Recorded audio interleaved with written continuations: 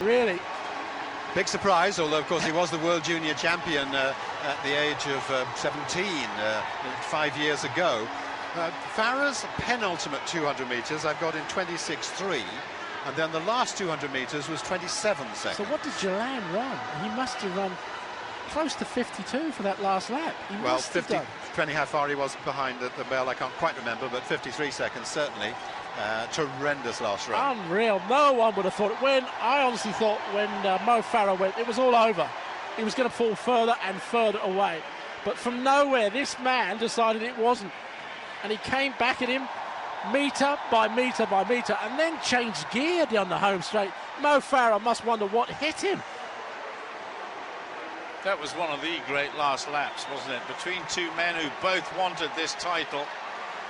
I wonder what Alberto Salazar, these two guys just fight it out right at the end. We've still got another runner who's got another 200 metres to go, but what does Alberto Salazar say to Mo Farah? A, to console him. I've not heard of this guy or don't know a lot about him. They will certainly be reading about him in the papers tomorrow. Mo just looks absolutely shell-shocked. But if you run one of the greatest races of your life and put in an incredible last lap, you do not expect to be passed by someone almost in sprint mode coming down the home straight. Well, it was gold and bronze for Ethiopia. Merga, one of the tough men of the track, he got the bronze medal. But everybody really were miles behind Jeilan and Mo Farah. Mo Farah, the silver medal, the difference just 0.26 of a second. And I really hope we get a replay of the last couple of 100 metres, even the last 400 metres of this race. It's sort of reminiscent in a way of Haile Gebrselassie and Paul Tergat back in 2000. There's nothing like a great confrontation, is there really? No. Wasn't what we expected. People thought that maybe Bekele was hiding his talent under a bushel, as it were, but he wasn't. He did his best. But having said, here we go, look, the last 100 metres. Mo Farah is in sprint mode, but look at this. Jeilan is just coming at him in the last 10 metres of the race with that long stride, snatching victory. Well, great race it really was. As I said, confrontations are always fantastic to watch, aren't they? It wasn't what we expected in terms of duels because we expected Mo Farah, but in the end, Ethiopia again take the 10,000 metres. That's 5 in succession at these World Championships. Phenomenal. And if we get a head-on shot of that finish, we'll see a desperate look, or a look of desperation, I think is the best way of putting it, on Mo Farah's face.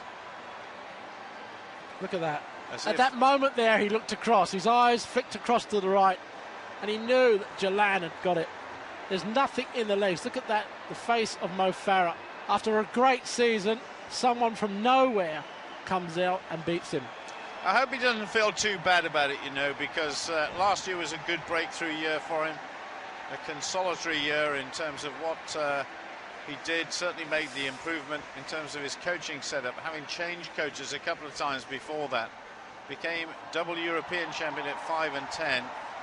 And this is certainly his best performance ever at a major international. It was a great run, as I said before. I think he beat really everybody that he should have beaten, without any question. And yet from somewhere, the Ethiopians produce another character to come out and produce an absolutely fabulous race. I've just got one word for it. Wow. Yeah, great. It's great to see that. And what we've got, the 100 metres yet to come. What more do you want? What a great night.